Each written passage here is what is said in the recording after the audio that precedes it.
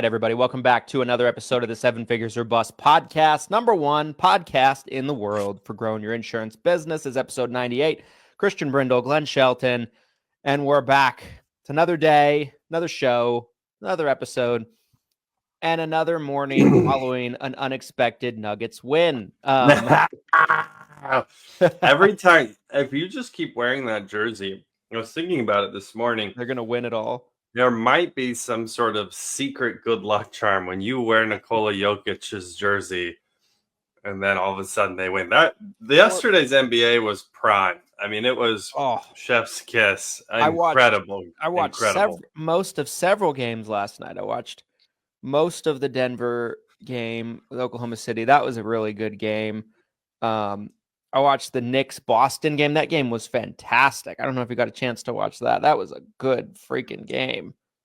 I literally turned on the Knicks-Boston game with like 10 seconds left in regulation. I had double duty last night. My daughter had soccer. My son had baseball.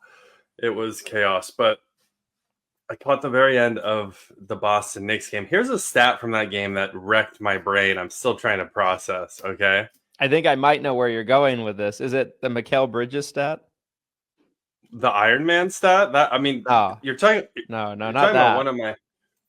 Okay, I need to know because this is one of my. I have my Knicks hat. And I'm not wearing it. I was gonna gloat and wear my Knicks hat on the pod this morning, and I'm not wearing it. I just realized that's sad. If he suffers a major injury, it's because Tibbs plays all his guys like 45 minutes a game. He played 51 of a possible 53 minutes of that game. He's rested 2 minutes. That's unbelievable. He hasn't missed a game since junior year of high school. Yeah, I did know that. That's wild. For a basketball, that's unbelievable. When you look at how often these players get hurt and they sit out at least one game. Yeah. It's bonkers that he hasn't missed a game since I love Mikal Bridges. Ticky-tack injury. I just hate to see. So I remember when Tibbs was coaching the Bulls, the Derrick Rose Bulls, and he would play those guys into the ground. So like you saw early 30s, Joakim Noah was done. Luol Deng was done.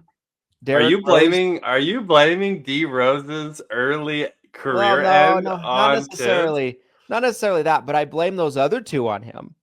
Like, these are guys that were all-star players, and by the time they were 31, they're washed. Both of them.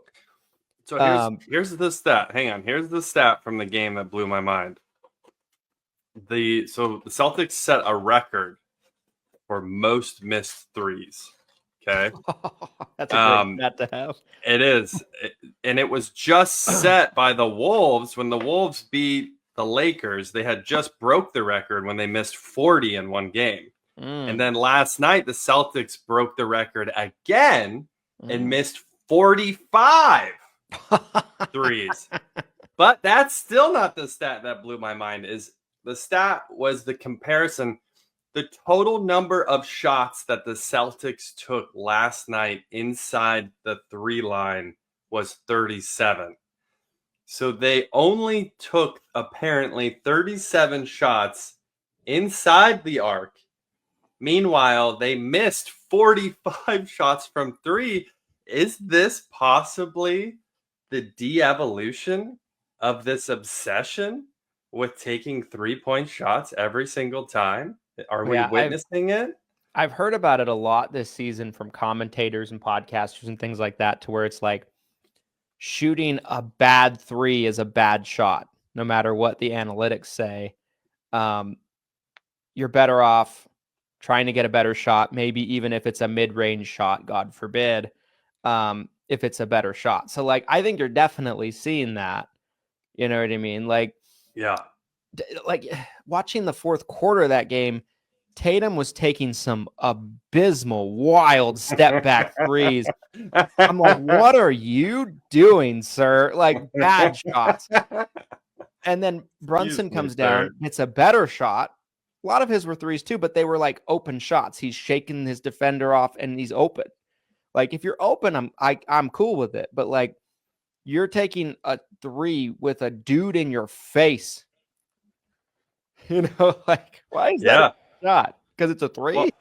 Well, that's what again, I was bothered at the end of the Nuggets game. You're down 1 point. So literally a layup or an inside shot is going to win you the game. And of course the game winner comes from the outside. Yeah. And Gordon, after the game, gets interviewed. They're like, "Why'd you take a 3-point shot?" And he's like, Because that's what we do. I was open. I was Yeah. open." Is what he ends up saying. And It's he like, made the shot, right? So you can't he made it. bash Right. it too hard. But like, Yeah. yeah. Anyway, let's Yes. shift gears away Yes. from NBA so we don't lose the whole audience. Yeah, I wanted to start the show off today. We got a lot to talk about. As promised yesterday, we are going to dive into this story about the Department of Justice going after several carriers, several massive call centers. But before we get into that, kind of an introduction topic that I thought was an interesting thing to dive into briefly was networking groups. Something that I feel like I get asked about a lot. I don't know if you do as well, but man, like groups, networking groups that you pay to be a part of, right? Like Yes. we all know them. What's the really famous one? I'm trying to remember the name of it. It's got chapters. Thank you. BNI. BNI. You're welcome. That's why I'm here. Which the founder, by the way, wrote like a really good networking book that I read years ago, and I thought it was great. So I've been invited to BNIs, things like that, but networking groups, agents ask me all the time if they're worth it, if they're good. I see a lot of very bright people that I feel like are on the rise, and then I see them in networking groups on social media. What's your take on networking groups as a whole? I'll save my thoughts I want to hear what you think first before I let the cat out of the bag, as they say. Steve, by the way, I see your comment here on the stream. I missed the mini bow too. I honestly thought it was a really great accessory for Christian, if I'm being honest. The Unfortunately, pink I had to return it to its owner. I was borrowing she it. Demanded it. Also, you guys, Freebie Fridays every single Friday. So even a silly comment like I missed the mini bow qualifies you into Freebie Friday, where we give away incredible things every single Friday. All you have to do is comment on one of our live streams in the 7-Figure Medicare Agent Facebook group. If you're not in here and you're listening to the audio platform or you're on YouTube, get in there. Get in the Facebook group. We want you in there. It's the best Medicare Facebook group in the world. Mm-hmm. My thoughts on networking groups. So it's kind of interesting. So I was never a part of a BNI chapter legitimately. I know a ton of agents who are religious about networking groups. There's some agents that come to mind too. Like the way you just described it was perfect, where they seem like they're like an up and coming agent. And again, it's one of those things where in my mind, it's like, hey, by the way, you get paid when you sell insurance. It's almost, sometimes I feel like I need to remind agents like, hey, just a heads up, you could spend the next 4 years networking and you might not make a dime because you actually get paid when you write insurance. Maybe you forgot about that. Because it's just... Is this going to go down the path of just totally ripping apart? Well, no, because again, it bothers me. There's agents who overinvest, in my opinion, in networking groups. I get bothered by that, where they post a picture of them in their BNI group or some other networking group, and it's almost like a feel-good moment where they feel like they're getting, and sometimes they are.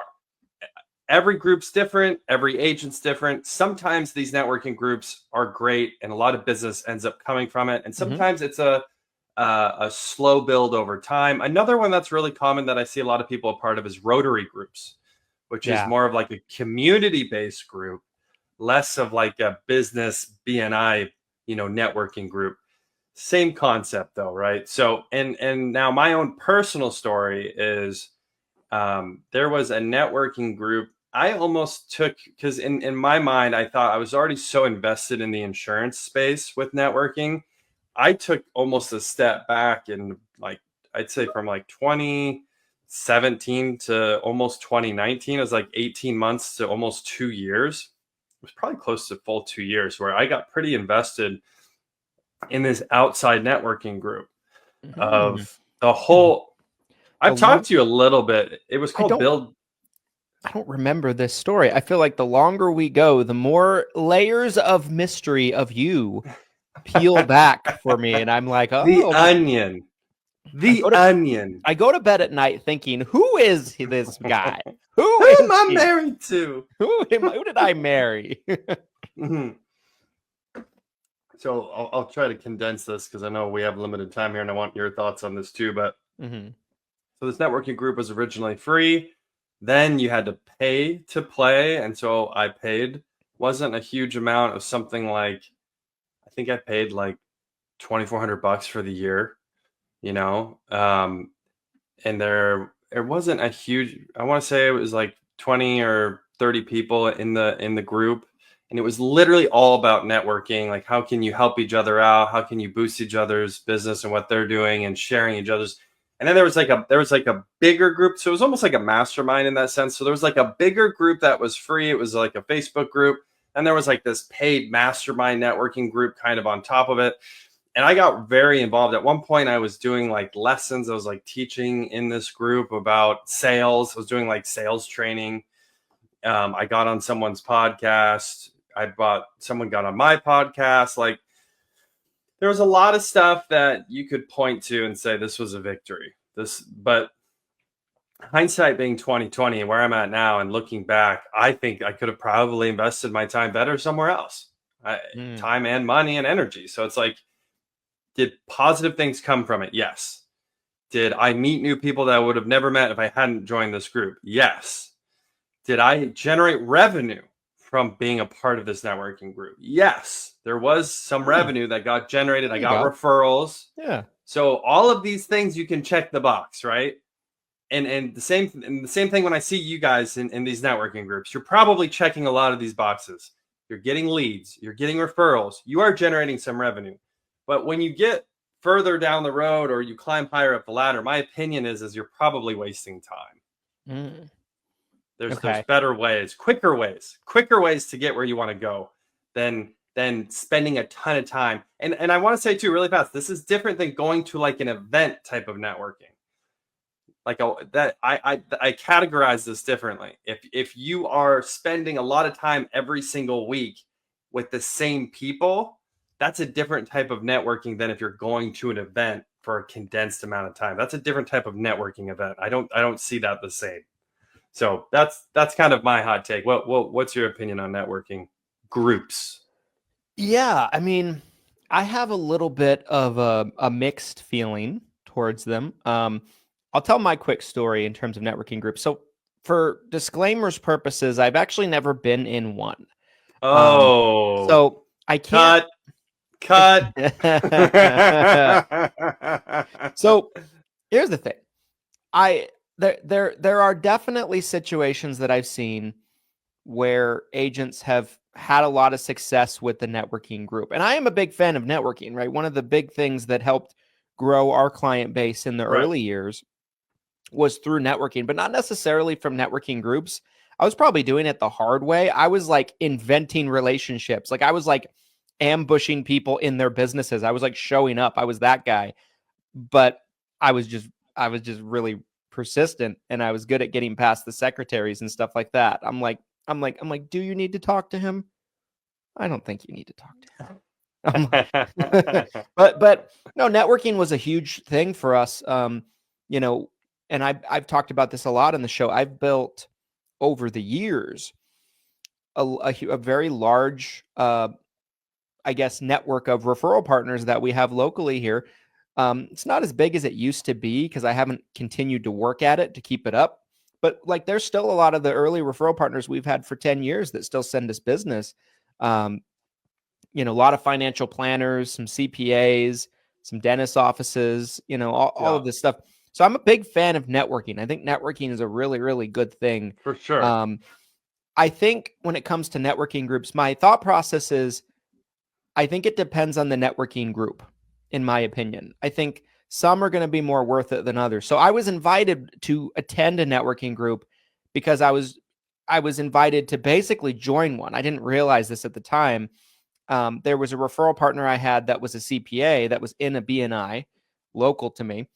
And they invited me to this BNI, and they met like, I can't remember what time it was, like 6:37 in the morning, something like that. Yeah. A couple of times a week. And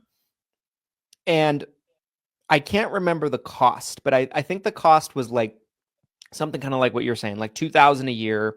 Yep. This is what I didn't like about it. There were some things I liked about it. I was like, oh, okay, I can see how this might be beneficial. But in a BNI and a networking group like that, there's people of all different types of businesses. Like I remember one in particular that sticks out to me is like he repaired garage doors. That was his business.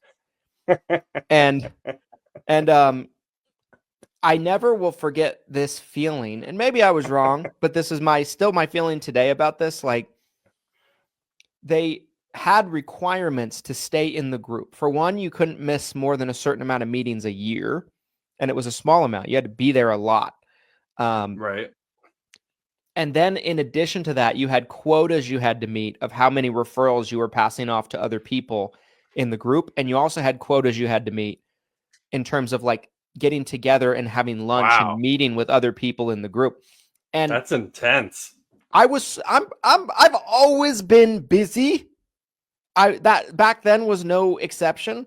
And the main thing I could think about is I was like, I'm going to have to push and pressure my clients to call this garage door fixer guy, repairman, or whatever it is, right? Like things that they don't need necessarily or things that don't really relate. And I felt kind of some pressure because there were quotas. Hey, you got anybody who's got a broken garage door? Yeah, I'm just like, I don't see how this naturally fits into what I'm doing. If it was a thing where it was like, if I had a referral that came up, an opportunity that came up, and I wanted to pass it on to someone in the group, sure, I can get down with that. But I wasn't down with the quotas, and I wasn't down with having to be there. It felt like I was taking on another job, and there was no guarantee I would make money. That's what it felt like. That doesn't. Is that the standard? Because I wasn't aware. And I'm sure every chapter is probably managed differently, because I feel like there was one I got invited to, like a legitimate BNI that I never went to, but I don't remember rules like that. That's crazy. They were I remember that very vividly. And that's why I didn't do it, because it felt very MLM-ish to me too. You also had to, if I remember right, you had like a quota of inviting other people, other business owners into the group. So you had all these quotas and things you had to hit. Otherwise you'd be thrown out and you wouldn't get your money back. And I'm like, this is kind of wild. Like this is very MLM-ish to me. And so I feel like that probably wasn't the best introduction to networking groups for me. I'll kind of circle back to my thoughts on them. I think they can be really good. I've seen them be successful for a lot of agents. And I think, if it's like anything, right? Where you put your time and where you put your effort, you probably will have results.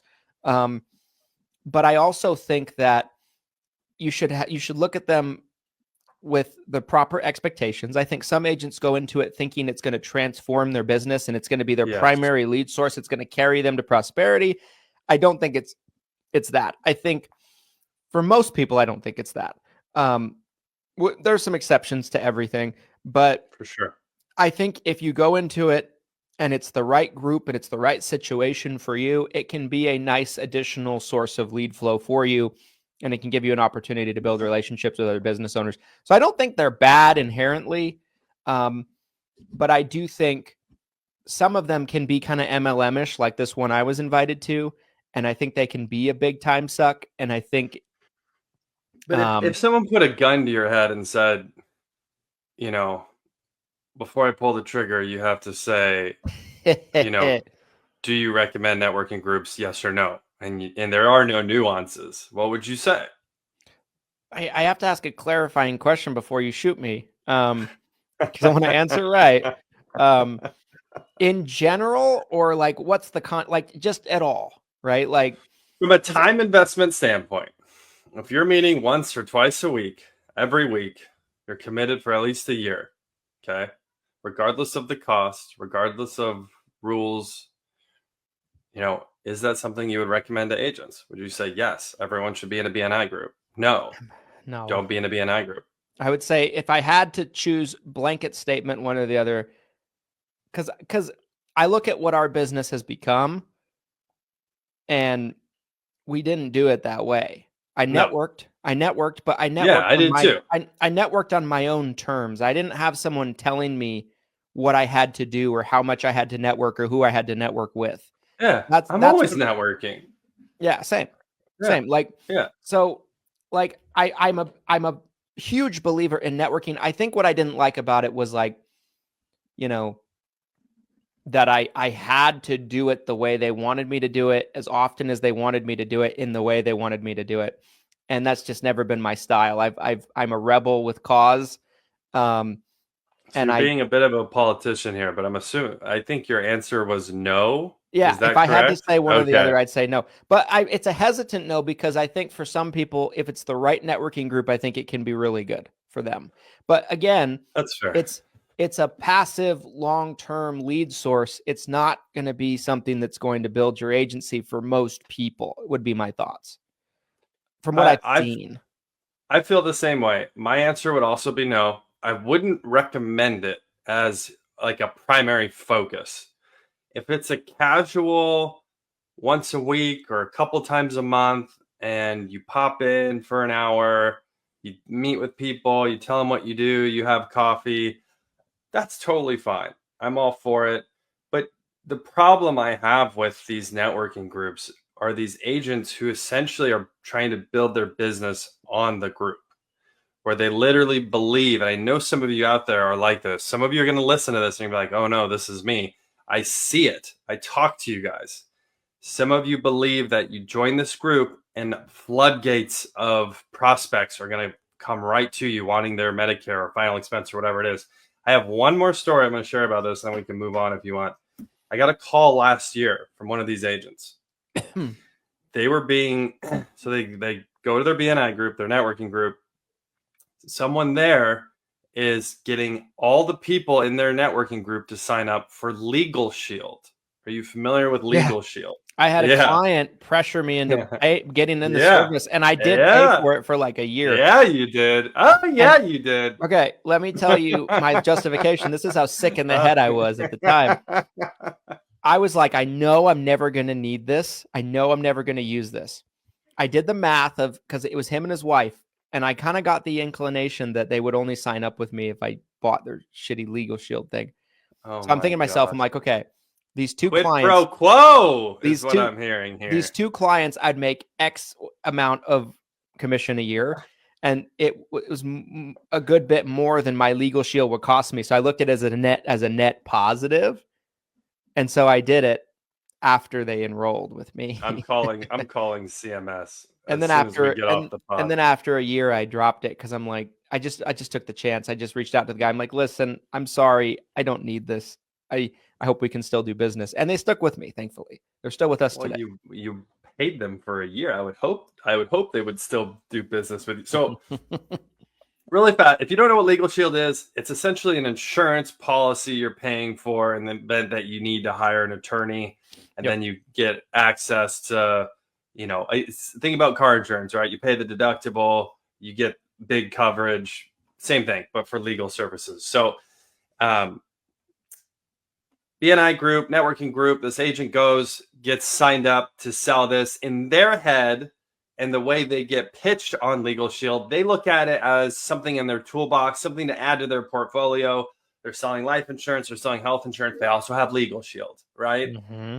Doesn't hurt to have an extra tool in the toolbox, even if they don't use it. Well, all of a sudden, they start getting essentially harassed by the person that signed them up. Hey, have you talked to anybody about Legal Shield yet? Have you signed anybody up? What's going on? Do you have questions about Legal Shield? I'm doing a webinar about Legal Shield tomorrow. You want to get on this webinar about Legal Shield? And all of a sudden, it became this huge thing. Distraction. Yeah. And so, and that's the type of stories I hear, you guys, where I'm like, why? Like, all of the lost time and energy on something like that. And it's like, what, do you want to go sell Legal Shield for a living? Like, is that really what you want to do? Like, terminate your license and go sell Legal Shield then, I guess. You don't have to be a licensed agent to sell. Anybody can sell Legal Shield. Like, crazy. Yeah. What do you think about that story? I see it with so many different things. Like take Legal Shield out and put a number of other things in its place. Yeah. And yeah, it's a thing. It's a real problem, I think. It is shiny object syndrome to a T. Yes. Distractions, guys. I'm just so anti-distractions. If something has the potential of growing into a distraction, I really want you to take it out back and shoot it. Old Yeller. Oh yeah. Old Yeller it for me. That rabies infested mutt needs to go. Okay. That's your distraction. Before we move away from this topic, I think this is actually a really great topic. I'd love to read some of the comments. Do we have time for that? Yeah, please do. I don't know what it is. I'm not getting, my Facebook never wants to give me the comments anymore. So yeah, please read them. Okay, let's see. Okay, so I'm just going to read a few of them. They can be good depending on the grill and higher, probably the grit and effort how much you're willing to be involved. Yeah, probably so. I have been in my local referrals group for 5 years. It's not BNI, it's independent, but it's great for me. Awesome. That's great.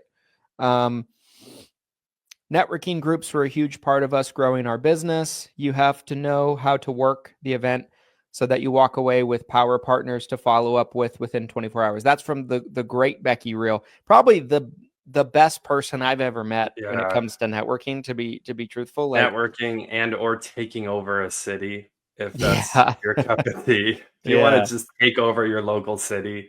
Yeah. Call Becky Reel. I think definitely an expert on the topic for sure. I joined a local chapter, didn't get one referral till after I left. I realized the friends that I had made through the chapter were good referral base. Great. Awesome. There you go. There's a dentist in my Frito, I'm assuming that's a group name, and we have become excellent referral sources.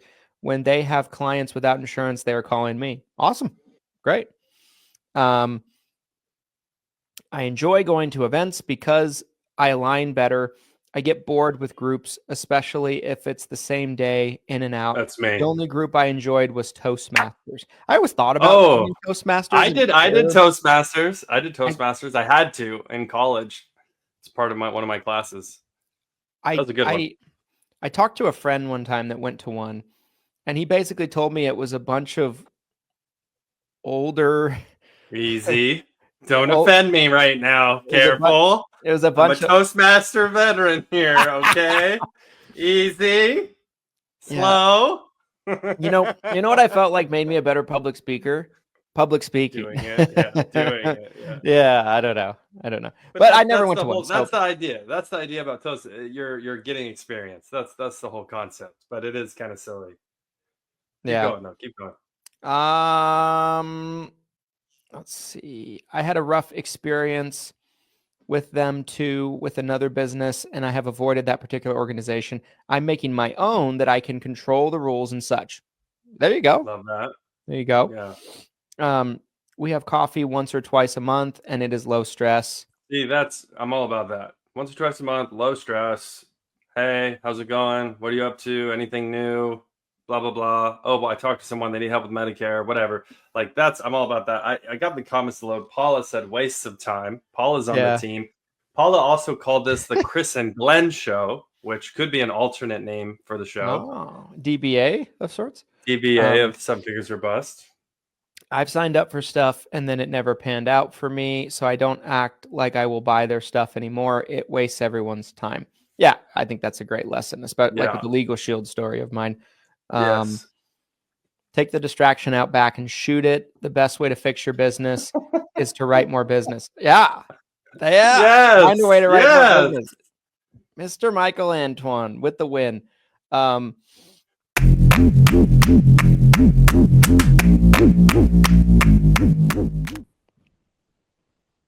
This episode of the Seven Figures or Bust podcast is brought to you by the Seven Figure Medicare Agent Summit. Guys, it is a fact that getting around other people that are chasing the same ambitions and destinations in their business as you is a great thing, and it can propel your business years ahead than not getting around people and networking and going to live events. The Seven Figure Medicare Agent Summit is the premier event. Every year we hear year after year after year that it is the event that has the best content. So many events nowadays, they do a lot of pitching from the stage. They're really just there to sell you things. And if nothing more than that, they're just a bunch of vendors put together and they're just nothing but networking. There's no content. The summit is the best of both worlds, you guys. The summit puts together great, fantastic speakers from all ends of the industry, and also get you in a room with like-minded individuals from all over the country that are trying to build their business just like you. The summit this year is taking place in Salt Lake City from June 22nd to 24th at the Hilton Hotel. We still have tickets available. We'd love to have you come out for the event. We are over 50% sold out at the time of recording this, but get your ticket now while you can. This event will sell out, and we'd love to see you there in Salt Lake City.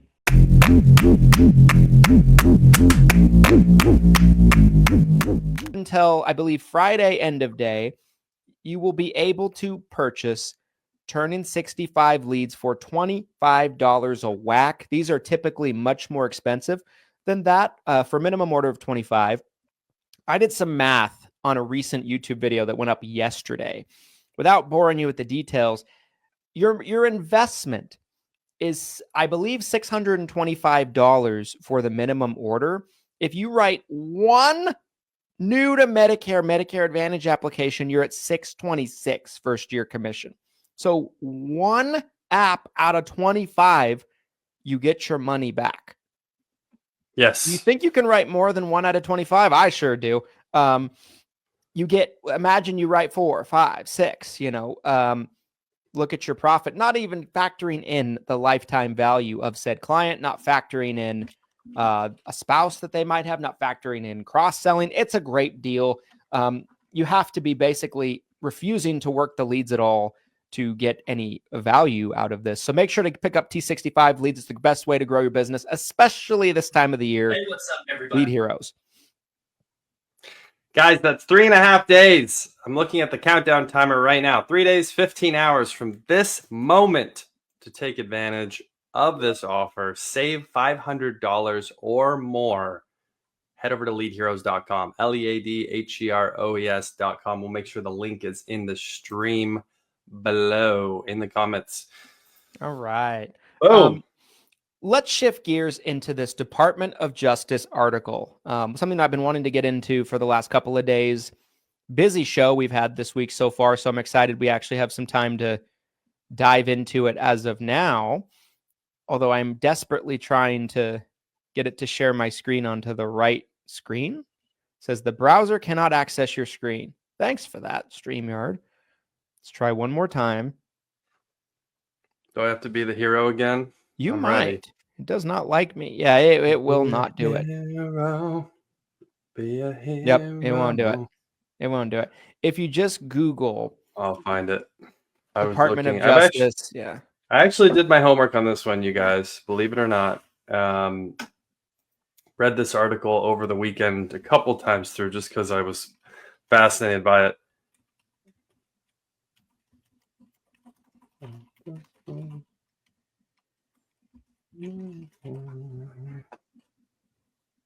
Boom.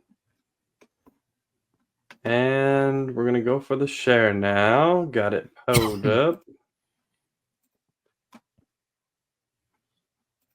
Yeah, We this might need is to start our own news website, you guys. Yeah.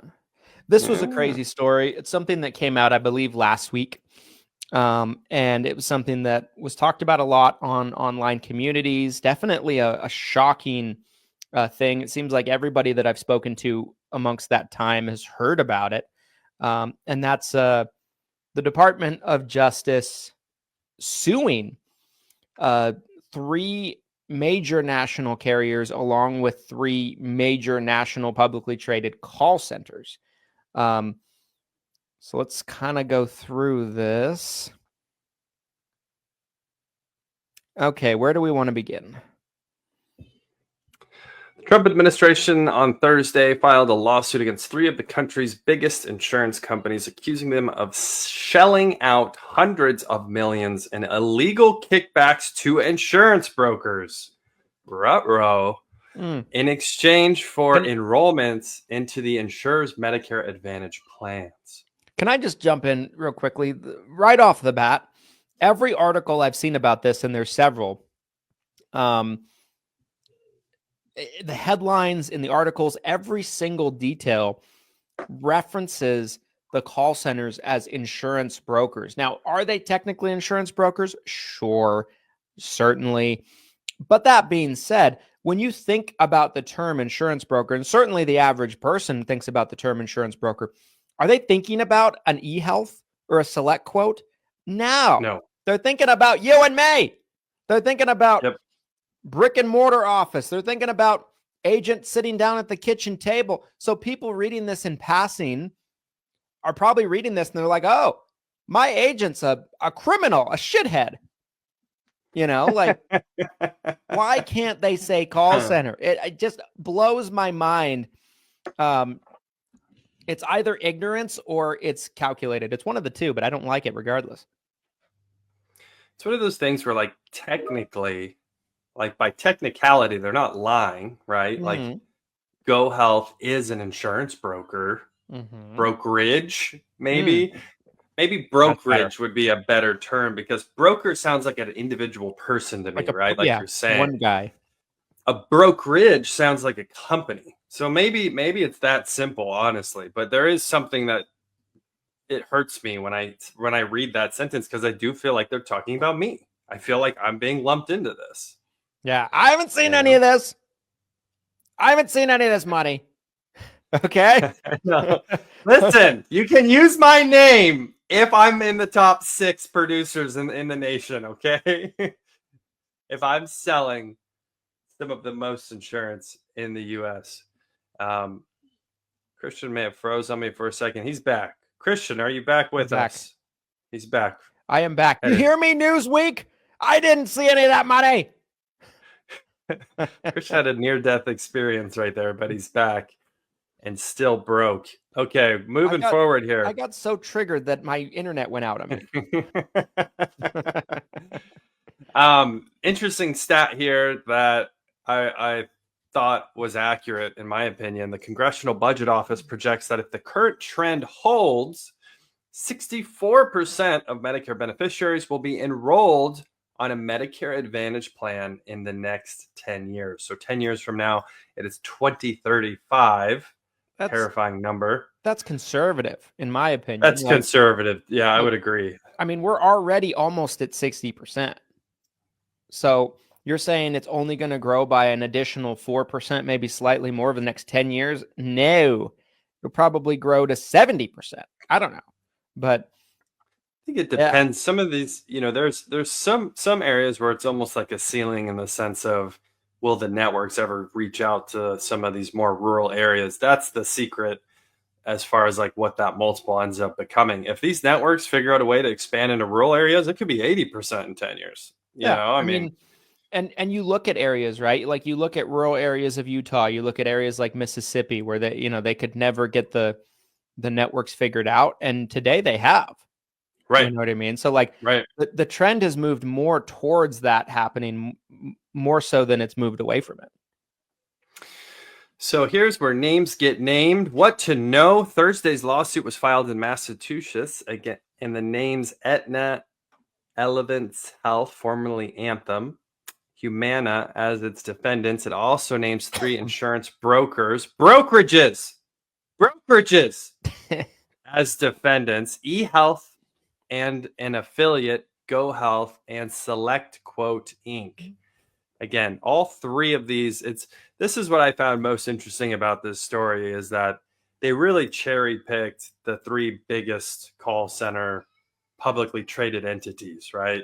I mean, what's interesting is, and I think we've speculated about this before, or maybe we even had some stats we had pulled from, but it's something like the combo of these 3 alone. I mean, how many applications do you think they're responsible for from A a lot. percentage base. It's something massive, like 15% or something, 20% probably, all three of them combined. So, they can't sue every broker, right? They can't sue all of us, but this is essentially like aiming for Goliath, in my opinion, right? Well, also like the way the article kind of unfolds and we'll kind of peel this as we go, but it paints the picture that there is special under the table marketing Yes. fund co-op deals that are being done for Bonuses, these yeah. groups, bonuses, Yeah. things like that. So while it might look that way, I mean,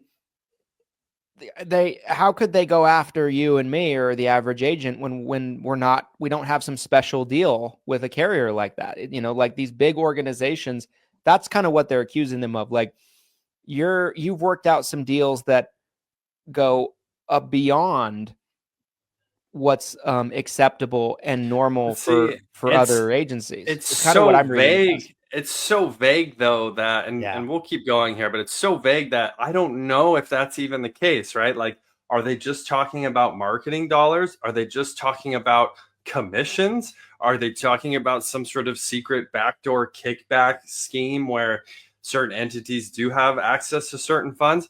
It's so vague that, I don't know what to think.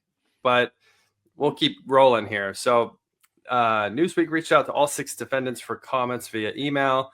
The Medicare Advantage program allows Medicare beneficiaries to enroll in private insurance companies' Medicare Advantage plans. Let's see.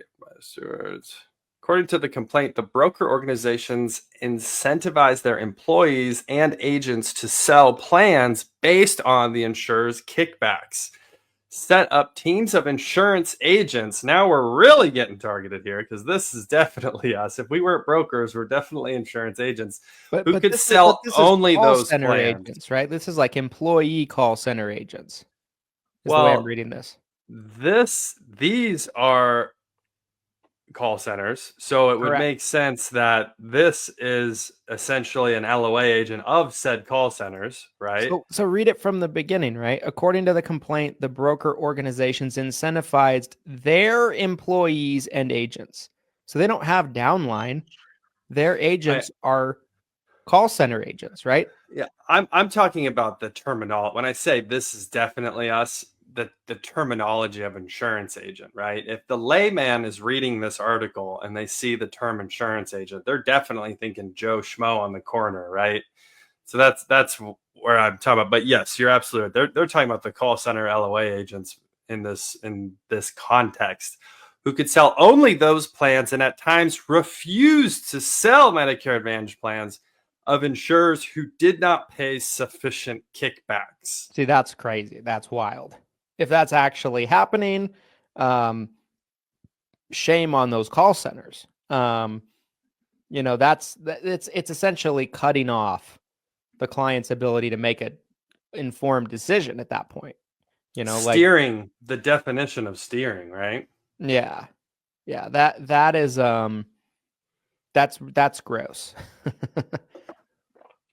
So without being inside these entities, we have no idea what's really going on. Hopefully the truth comes out, right?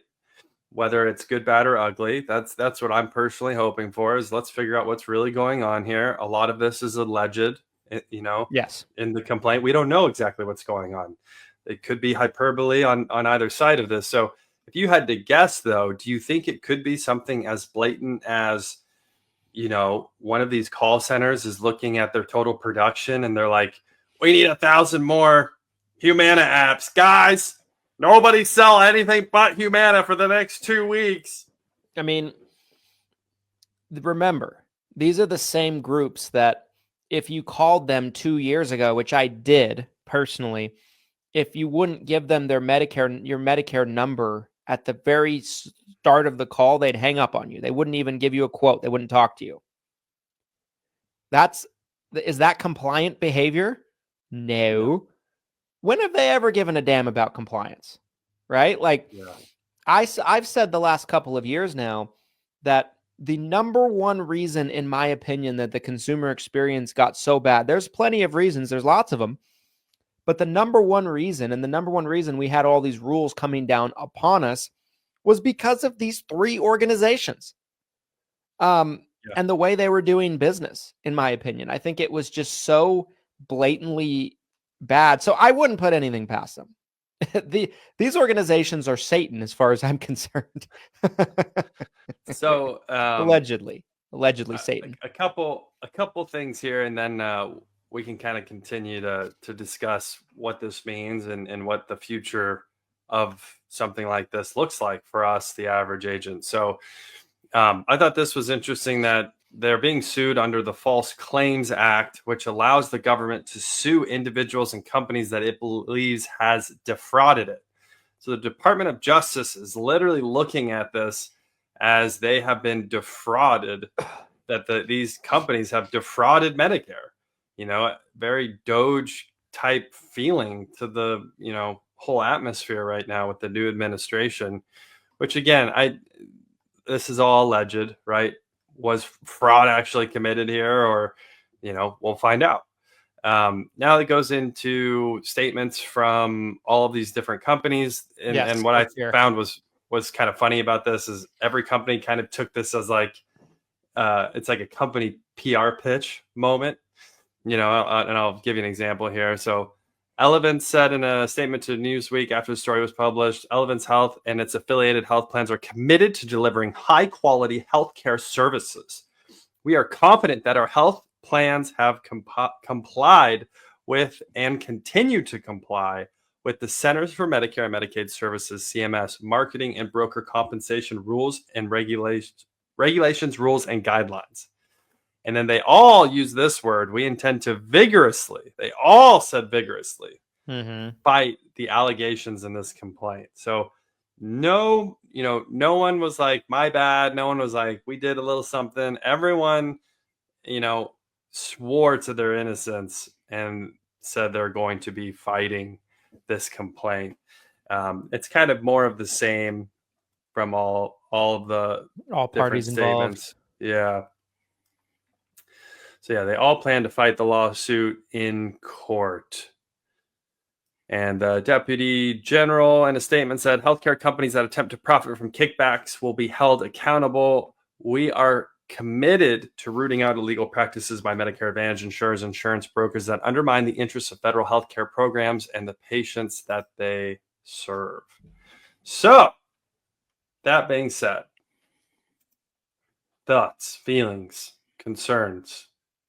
Yeah, I think like you said, there's a lot of information we don't know.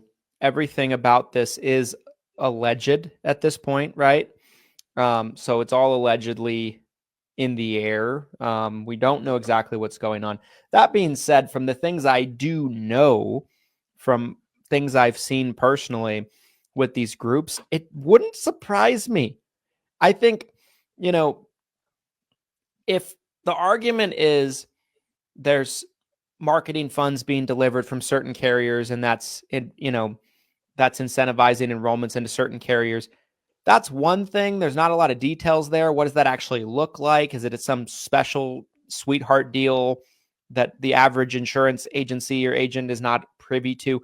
That's one thing that's kind of in a cloud, if you will. You don't really know the details on that. But the details about they have to meet certain quotas and there's certain agents and employees within these organizations that they'll get on the phone with someone and they're only allowed to sell one plan or one carrier. That's horrific to me. And I think if that is true, that's really bad.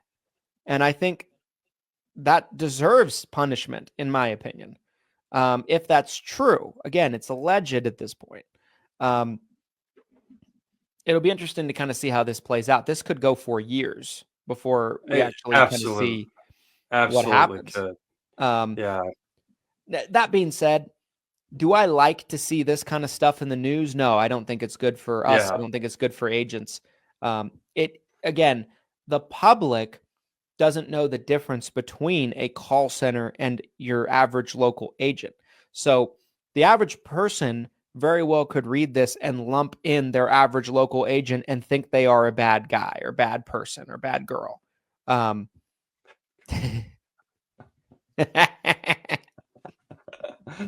So let me tell you something I thought was interesting. So I was under the impression that basically all these massive insurance carriers had the same playbook. So I think what's interesting is what I'm not seeing more than even maybe what I am seeing is why were these carriers specifically targeted? There's lots of carriers, there's lots of big carriers, but they have kind of a narrow scope of what carriers they selected to pursue, which I'm wondering, why is that? What made the Department of Justice feel like those carriers specifically should be looked at? And I'm also curious if there's an interlinking of these relationships. When I first read through the article, I was kind of thinking 6 separate companies, 6 kind of separate investigations, and seeing what's going on. Maybe it's more interlinked than that, though. Maybe these carriers do have some type of deal with these bigger call centers that we have no idea. We could only speculate, and maybe this will come to the light of day in court, maybe it won't. But the bottom line for me here with a story like this is exactly what you said. This doesn't help us. It just makes us look bad. That's literally my first thought when I see this headline, and my first thought when I'm reading the article is, this doesn't look good for us. This doesn't help us. Another thing that we had talked about kind of earlier in the year on this show was agents and brokers and agencies that publicly share how much money they make. They're showing screenshots of their deposits from AEP. Oh God, yeah. That type of behavior. It doesn't help the industry. You're hurting us. You are making us look bad. It's bad for the carriers. It's bad business. This is that same type of feeling for me. I don't want it. I don't want this type of bad PR for us as agents. I mean, we've gotten a lot of bad PR, if we're being honest, the last 3 to 5 years. Yeah, it's the last 6 months alone, though, has been really bad. I feel like. Last 6 months have been, I would say unprecedented. But it's been a train wreck of bad PR. But I would say, just even going back farther than that, it's been kind of this constant build of bad PR, most of which the average agent has not contributed to at all. It's like the powers that be, if you will, right? The organizations that we have nothing to do with. And that's why it's so frustrating to me. I think the average agent, if you polled them on their feelings on these 3 call centers, there would be vicious, red hot, passionate hate. 99%. I would believe. Because I think everybody knows, these companies were doing the scammy advertising. These companies were doing the Joe Namath, Jimmy J.J. Walker advertising. These companies were blatantly breaking the rules. And then, we're getting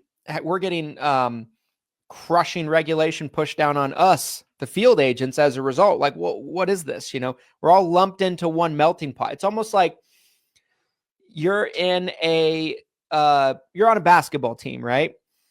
Or a sports team of whatever kind. And there's that one guy that's late to practice or whatever the case might be. And then you all have to run laps because of him. It's like, it's like you're a team. You're all work. If one of you suffers, you all suffer, and you're like, thanks a lot, asshole.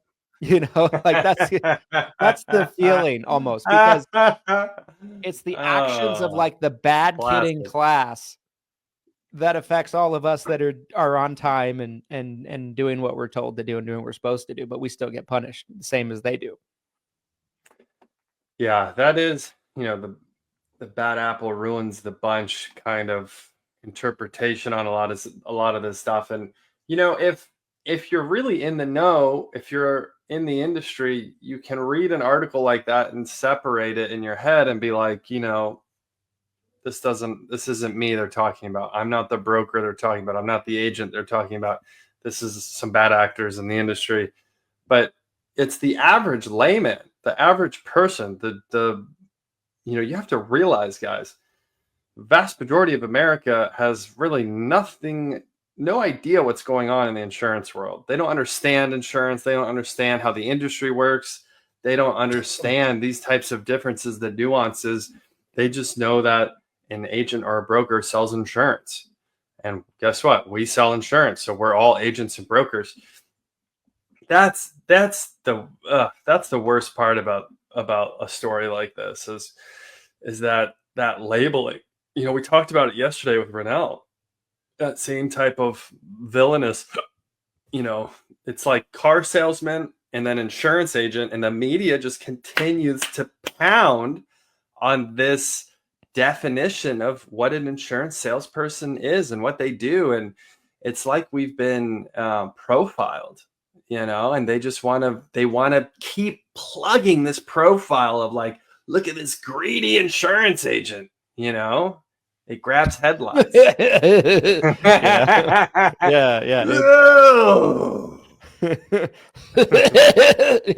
know, like that is literally, their definition. It's like the twirly mustache guy. Yes. Like the Monopoly Man. They think we're literally like the Monopoly Man. Just wait what I push on clients next. It's just my father stole Medicare. Okay. My father was an insurance salesman and a drinker and a fiend. And one night he comes home out in the field, sold 6 policies. 4 got declined. He didn't like that. Not one bit. I want to nominate Christian for an Emmy with his Joker. I think the next cosplay has to be the Joker, dude. Yeah, right up to it's got to be the Joker. And Jake is like the guy. Jake's sitting in a chair, and I'm like, Underwriter, Underwriter written on his chest. Jake's sitting in a chair. I'm like getting really uncomfortably close to him. Not one bit.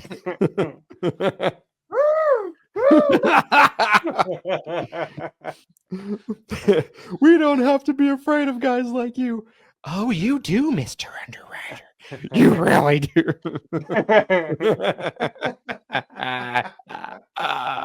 Oh, man. Okay. Classic. We might have already kind of did the final thoughts, you know. A little bit. I'll give you super shortened version. My final thoughts, guys, are like, I don't like we're all being lumped into this. I don't think it's good for agents. It's not a good message to be out there. I don't want the bad press. We didn't do anything. It has nothing to do with us, but the average person will assume that it does. And that's not great. I'm not a fan of these 3 call centers. I've been very vocal about that over the years.